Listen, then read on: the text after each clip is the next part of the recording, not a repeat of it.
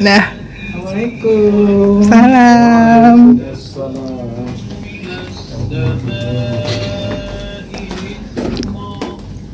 Halo Om. Gimana sehat dulu? Waalaikumsalam, Masya Allah. Aduh, repot-repot nih. Waalaikumsalam. Ayo, mana lagi? Bapak awal ini, Masya Allah. Harus sehat, harus sehat. Sedang dapat ujian. Iya, Alhamdulillah. Masya Allah. Jadi luar biasa ini. Wajilah ponakan saya yang cantik dan ganteng, Uswatun Hasanah dan Awaludin ya. Awaludin. Awaludin ya. Sama cucu siapa yang namanya tadi? Yang namanya Ulfaira. Ya, Masya Allah. Ulfaira. Alhamdulillah. Jadi alhamdulillah kata Nabi, idza ada rajul akhahul muslim, apabila ada seseorang atau beberapa orang yang berkunjung kepada saudaranya muslim yang sedang sakit, masyafi khirafatil jannah, mereka itu seperti jalan-jalan di taman surga sambil beti buah. Itu keutamaan orang yang berkunjung kalau ada yang sakit. Hatta yajlisa, sampai nanti sekedar akan duduk.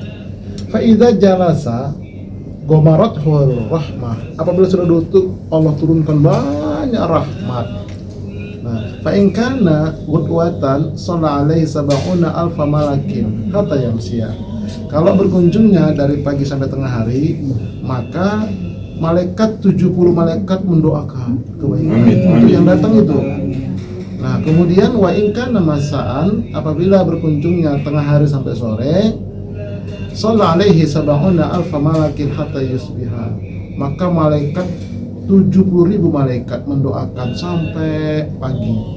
Nah, itulah keutamaan orang yang menjenguk orang yang sakit. Alhamdulillah, kenapa saya bikin begini? Sekaligus kita berdakwah, rajin kita bersilaturahim atau menjenguk orang yang sakit. Gak usah bawa macam-macam, cukuplah kayak gini. Ini juga membawa berkah ini. Rasulullah, ya Rasulullah ketika sakit, ketika ada orang yang meludahi Nabi sakit, kan Nabi doakan. Itu musuhnya Nabi. Lalu bagi yang sakit apa doanya? Jadi bagi yang berkunjung, yang menjenguk, kata Nabi, la ba'sa tahuron insyaallah. Insyaallah. Coba baca dulu, la ba'sa tahuron insyaallah. Udah nggak apa-apa ini. Mudah-mudahan penyuci dosa, pembersih dosa, insyaallah. Maka saya ucapkan amin. Wa jazakumullah. Terima kasih atas semuanya. Nah, gitulah tata caranya secara singkat ya.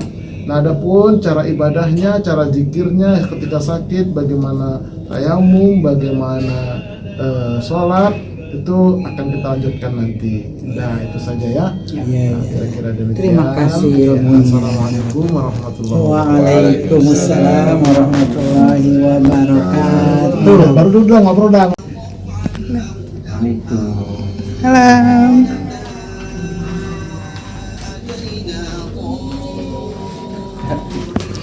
Bi. Ya, Waalaikumsalam, Masya Allah. Jazakallah, Masya Allah. Ya Allah, repot-repot ini. Alhamdulillah, ya Allah.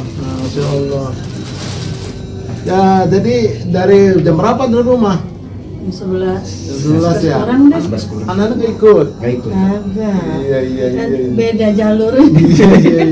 Ya kemarin udah cerita nanti mau ke rumah. Ya, saya bilang nanti dulu lah lagi di Cakung. Nah kebetulan Kodoro kemarin malam Kamis tuh masuk ke sini. Makanya semalam gue lihat. Ya, kan saya nanya, Ustaz gimana kabarnya? Nggak tahu, belum ada jawaban gitu kan. Nah pas malam lihat status Ustaz, ya pantesan dia nggak ada jawaban, Ustaz di rumah sakit. Darah naik 219, tinggi banget kan. Terus soalnya gitu saya untung nggak jatuh ya. Udah dari rumah, makan apa pipi dulu jam 5, makan tenangan, tapi nggak enak udah Pak. Bawa ke rumah sakit aja. Lalu dikasih obat sini, turunnya cuma 200, dari 219 cuma 200. Udah Pak, harus nginep, ya udah nginep kita. Gitu. Cobain ya tidur di sini ya. Iya, katanya makanannya enak dong, enak. Bener ini makanan. Kan enak tempatnya ini bagus bener. Itu banget itu kan, enak kan? Ntar sore dapat bubur kacang hijau lagi. Pagi-pagi bubur ayam. Iya. Bang ada bubur dah. Lagi dikasih nikmat kan. Iya, kalau ngejek gitu sama Munjir kemarin sama ojek kemarin. Bang ojek cerita, enak sih makannya. Dia udah rawat sini. Alhamdulillah, ya syukur ya. Jadi kalau kita datang ke untuk berkunjung ke yang sakit, itu kata Nabi sama seperti jalan di taman-taman surga sambil metik buah. Nanti antum duduk, itu rahmat Allah turun. Didoakan malaikat, 70 malaikat doain. Nah, itu keutamaan orang yang datang besuk orang yang sakit. Apalagi bawa tentengan itu tadi tuh, wow banyak lagi tuh. Iya, Rasulullah kan udah bawa tentengan itu ketika ada yang sakit, bahkan yang mudahin Nabi lagi bawa tentengan Rasulullah. Nah, begitu ya. Terima kasih nih datang doanya ya. Alhamdulillah. Ya amin ya rabbal alamin ya. Wajib di rumah. Di rumah.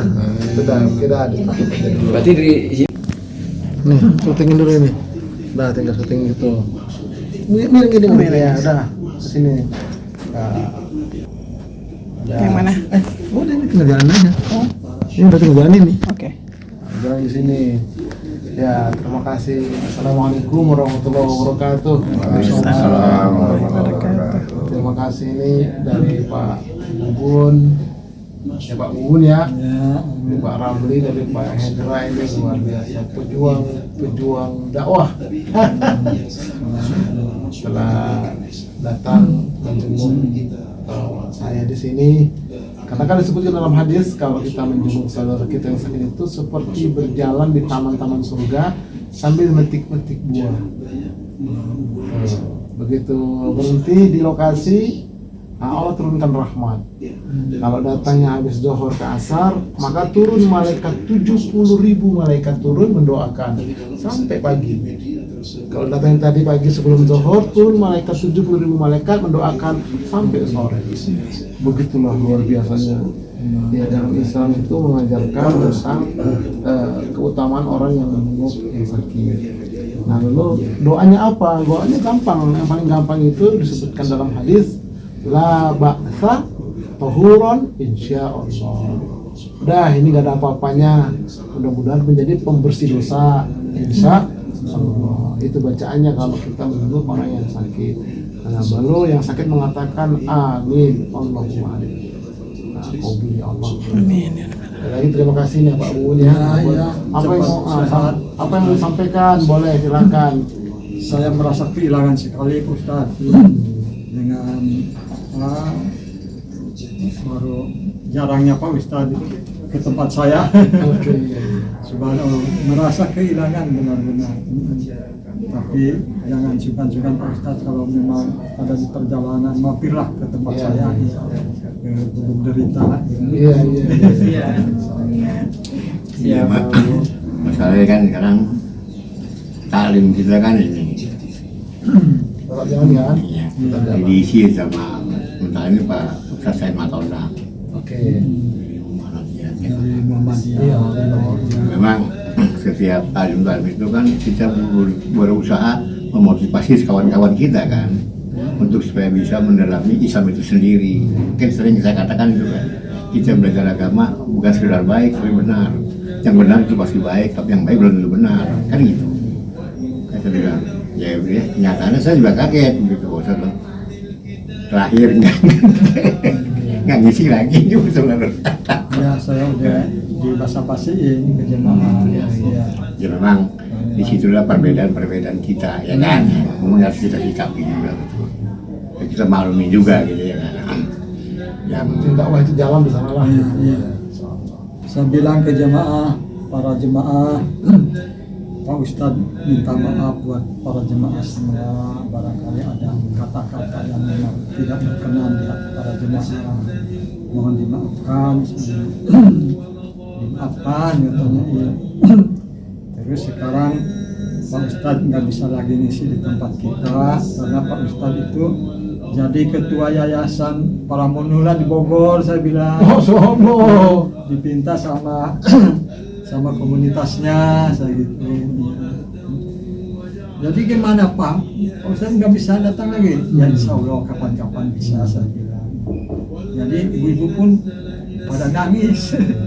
Terus ketua itu ada waktu itu ngomong. Dia mah aja. Oh, ya, tapi ada ya. Ada.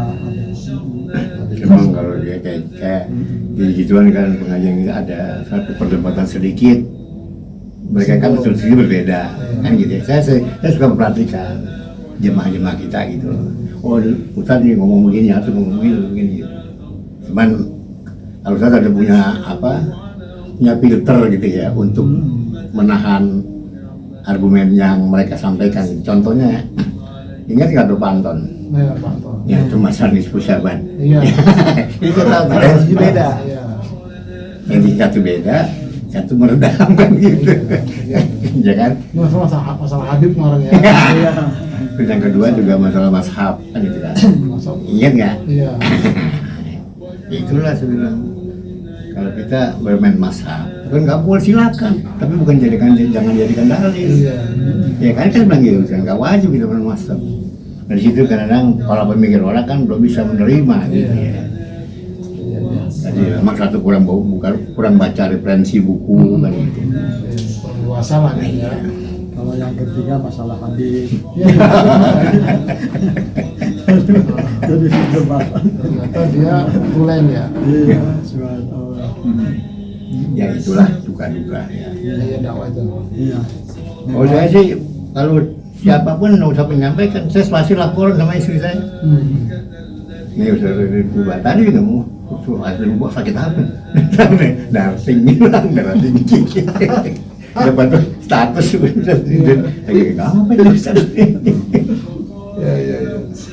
Pak Indra, gimana Pak Indra? Ya, alhamdulillah. Yang pertama kami mengucapkan berduka Ustaz dengan adanya musibah ujian lagi kurang sehat ini. Semoga Allah cepatkan sembuh, cepatkan sehat, kembali bisa dakwah buat kami semua, baik dari secara media maupun langsung. Dan keluarga juga sabar dan kita semua selalu mendoakan yang terbaik buat Ustaz dan buat jemaah semua. Amin ya rabbal alamin. Memang dinamika perjuangan dakwah kita sekarang ini tantangannya baik langsung maupun tidak langsung adalah media. Iya. Jadi perdebatan yang langsung itu kadang tadi disampaikan banyak diperdebatkannya saja, tapi tidak banyak dilakukan dengan amaliyahnya. Dan mereka juga banyak perdebatan hanya dengan pembanding-pembanding yang banyak bermunculan di media-media gitu kan.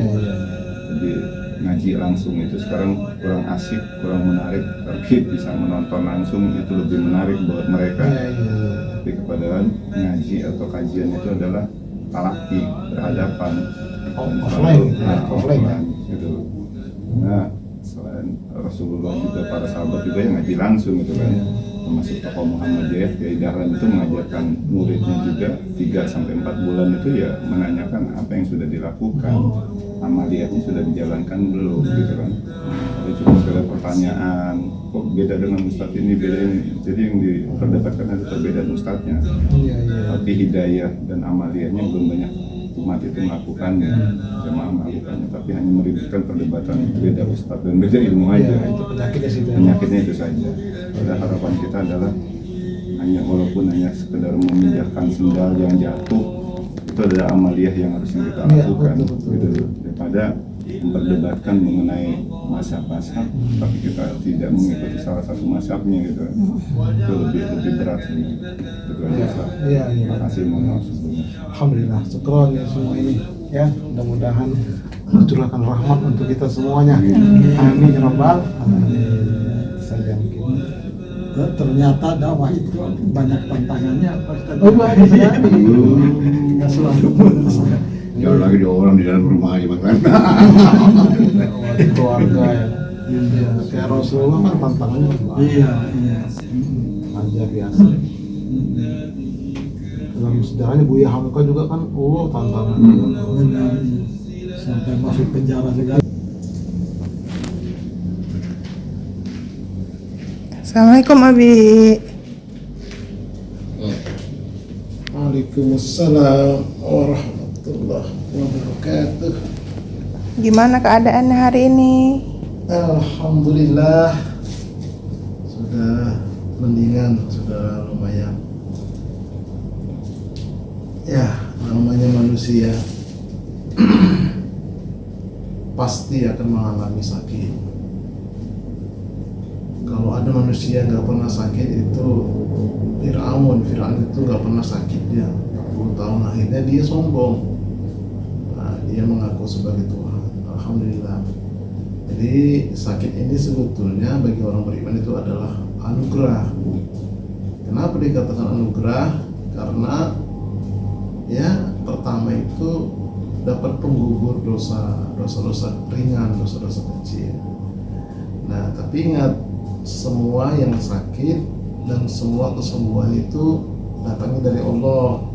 Allah berfirman dalam surah Asy-Syu'ara ayat 80, A'udzubillahi minasyaitonirrajim, wa idza maridtu fahuwa yashfi. Dan apabila aku sakit, maka dialah Allah yang menyembuhkan. Jadi sakit datang dari Allah, sembuh juga datang dari Allah. Tapi jangan salah paham, ada kelompok Jabariyah, ya sudahlah, sakit sembuh itu kan dari Allah, kita nggak usah ikhtiar, nggak usah usaha, nggak usah berobat. Nah, itu keliru. Tetap kita wajib berusaha, baik berobat secara medis, berobat dengan herbal, berobat dengan madu dan sebagainya. Tapi ujungnya serahkan kepada Allah. Penyembuhnya adalah Allah, bukan dokter, bukan obat, dan bukan yang lain-lain kecuali dengan izin Allah. Tapi wajib kita ikhtiar, wajib kita berdoa. Nah, itu semua sudah disampaikan di YouTube ya, silahkan nanti berkunjung lagi. Ini juga sengaja ya kita buat seperti ini. Apa saja sih amalan-amalan yang harus kita lakukan kalau kita sedang sakit? Banyak sebetulnya, waktunya banyak. Apa diantaranya? Diantaranya itu istighfar. Ya, istighfar itu kan minta ampun. Astagfirullah, sekurang-kurangnya itu. Astagfirullah. Dari mana itu istighfarnya? Dimulai dari kepala, dari otak kita itu. Zahir batin mintakan ampun. Karena kadang-kadang otak ini kan pikirannya kadang-kadang banyak yang negatif thinking, kita istighfarin. Baru mata kita istighfarin, hidung, mulut, tenggorokan, kepala, semua diistighfarin. Nah, jadi sesungguhnya sakit kita itu dia protes. Nah, seperti Abi ini sebetulnya ya darahnya lumayan tinggi, 219, kan tinggi itu. Malam tadi masuk, terus dikasih obat, ternyata turunnya cuma jadi 200, nggak dikasih pulang, akhirnya suruh nginep. Pagi tadi diperiksa sudah 184, nah terus turun nanti insya Allah. Nah, itu sebetulnya itu kesalahan tadinya. Kenapa? Ya lebaran gini kadang-kadang terbawa juga oleh hawa makanan itu. Yang namanya sudah berumur begini memang makanan harus diperhatikan. Falyanzur insanu ila ta'ami. Maka dalam manusia itu memperhatikan apa yang dimakan dia. Tuh, jadi harus diperhatikan. Nah, apalagi anak-anak muda juga itu minuman-minuman saset itu hati-hati, yang manis-manis itu bisa nanti kepada diabetes. Nah, kalau yang sudah tua-tua gini yang lemak-lemak lah. Ya, santan-santan, lagi kemarin ke Cakung itu makan kerebek itu adalah entok ya. Entok itu di sayur sambal ala Cakung sana, luar biasa. Tambah lagi semur jengkol, mantap kali lah. Tambah lagi bandengnya itu di balado juga. Tak tahan juga kita.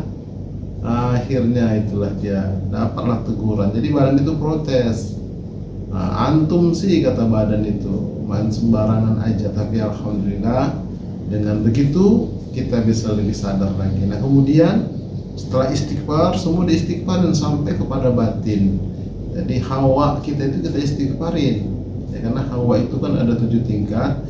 Yang paling rendah itu adalah nafsu amarah yang sudah kemasukan hawa. Jadi hawa itu keinginan yang tidak terkendali, dibawa oleh setan, nempel ke nafsu. Nafsu itu jiwa, maka menjadi hawa nafsu. Jadi seperti itu istighfarin, astagfirullah, ampunkan hawa jiwaku ya Allah, jiwa amarah ampunkan ya Allah, bebaskan dari amarah, bebaskan dari emosional, bebaskan dari keinginan yang melampau. Terus istighfarin, alhamdulillah enak. Nah setelah istighfar seperti itu, batin kita istighfarin, baru kita salawat. Nah salawat juga begitu, dari mulai kepala kita salawatin, mata semua kita salawatin. Allahumma sholli ala habibina Muhammad wa ala ali habibina Muhammad. Terus nah, tambah lagi apa? Zikir tahlil. Karena Abdul Zikri fa'lam annahu la ilaha illallah. Tarik dari jiwa, tarik dari otak. La ilaha, tidak ada Tuhan yang berhak disembah illallah. Masukkan ke otak, masukkan ke kalbu, hanya Allah. Tidak ada yang memberikan sakit, hanya Allah. Tidak ada yang memberikan kesembuhan, hanya Allah. Tidak ada yang menolong, hanya Allah. Dan seterusnya. Itu berzikir banyak-banyak. Sudah berzikir duduk, sudah agak cukup, waktunya tiduran. Jangan dipaksa tidur aja, duduk zikir lagi. Tidur pun zikir boleh. Seperti itu. Nah, dan seterusnya. Jadi banyak-banyak berzikir kita kepada Allah. Begitu cara praktiknya, insyaallah. Alhamdulillah, Abi dikasih kesempatan oleh Allah seperti ini untuk bisa mengamalkannya dan bisa berbagi. Nah, adapun nanti cara sholatnya, kita akan lanjutkan nanti setelah masuk waktu zuhur nanti, insyaallah. Itu saja dulu ya Nadia ya. Dan nanti kita lanjut lagi insyaallah. Assalamualaikum warahmatullahi wabarakatuh.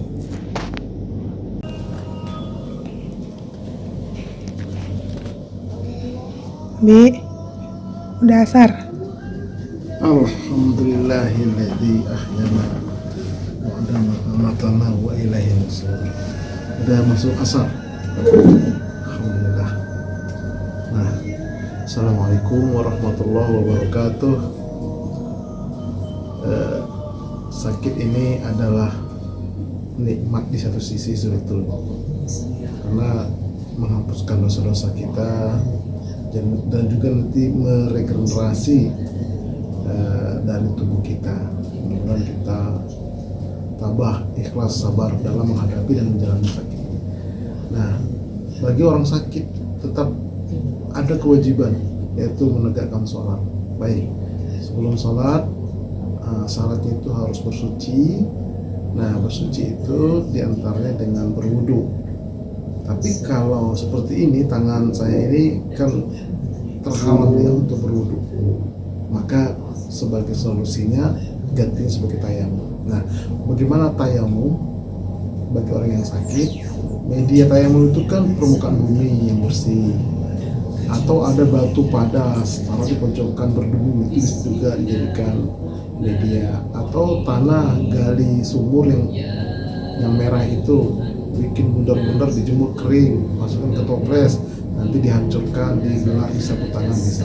Atau medianya pakai kaca. Ayo kita praktekkan langsung. Ya, kita bertayamum dulu.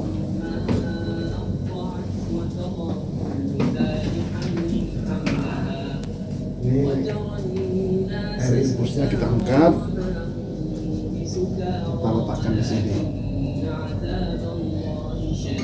Nah, ini medianya kaca. Ini kaca ini sebetulnya berdebu nih. Nah, jadi caranya kalau pakai cincin, buka cincinnya ini. Disebutkan dalam surah Al-Maidah ayat 6, famsahu biwujuhikum wa aydikum minhu. Maka usaplah mukamu dan kedua tanganmu. Dua tangan tidak sampai siku. Kalau wudu sampai siku, kalau tayamum sampai tangan ini aja. Dengan air, caranya ini, letakkan tangan kita di sini. Tuh, nah, bunyinya boleh ditiup, boleh diangkat. Nah, baru langsung tayamum. Niat dalam kolbu, sengaja aku tayamum, gitu ya. Keras besar untuk menegakkan sholat.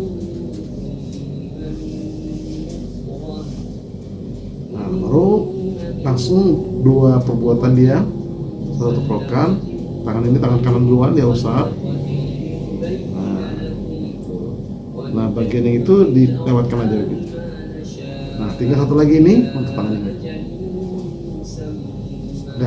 Udah selesai. Nah, udah gitu aja. Kemudian langsung kita mengerjakan sholat. Jadi kita kembali lagi ke tempat duduk kita.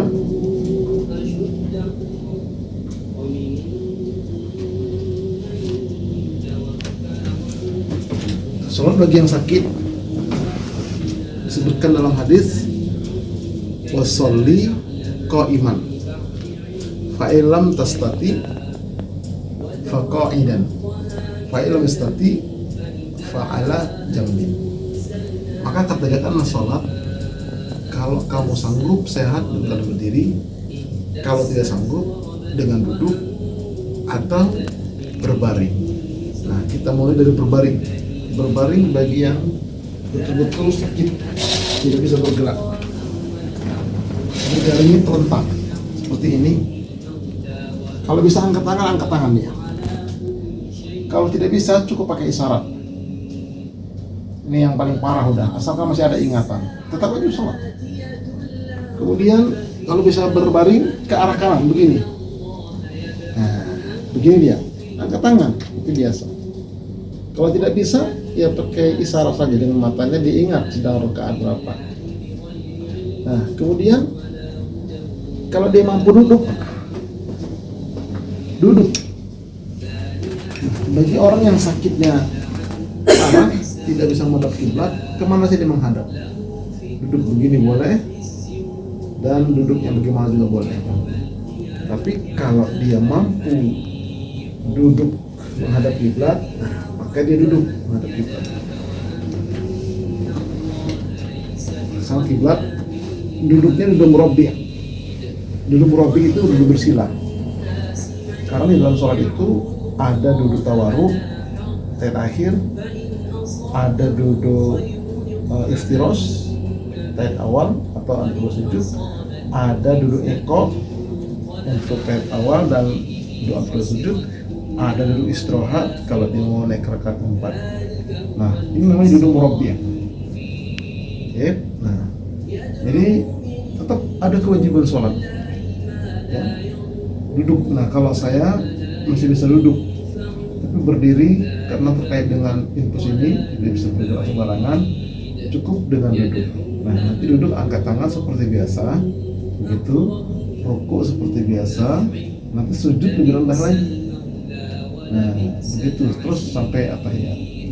Nah, tentang apakah orang sakit itu boleh menjamak atau mengqashar, sebagian besar ulama mengatakan kalau sakitnya parah, ya itu boleh dia jamak, boleh dia qashar. Tapi kalau sakitnya masih bisa bergerak, itu maka dia tidak boleh menjamak, tidak boleh mengqashar. Setiap masuk waktu dia bersuci, dia sholat. Nah, begitulah hikmahnya. Ingat, kalau kita tetap menegakkan sholat, tetap kita ingat kepada Allah, dipanggil Allah kita, insya Allah mati kita husnul khatimah. Karena tidak ada kata lain bagi orang yang sholat itu wajib hukumnya asal masih ada ingatan. Tayammum ini sebisa dia kalau memang sudah parah sekali. Ini saja, mudah-mudahan bermanfaat bagi sahabat-sahabat semua yang kemudian mendapat ujian sakit. Tetap sholat, caranya mudah, ya sudah diajarkan oleh Rasulullah SAW. Cukup sekian, mudah-mudahan bermanfaat. Mari kita tutup dengan doa kafaratul majelis. Subhanakallahumma wa bihamdika asyhadu an la ilaha illa anta astaghfiruka wa atubu ilaik. Assalamualaikum warahmatullahi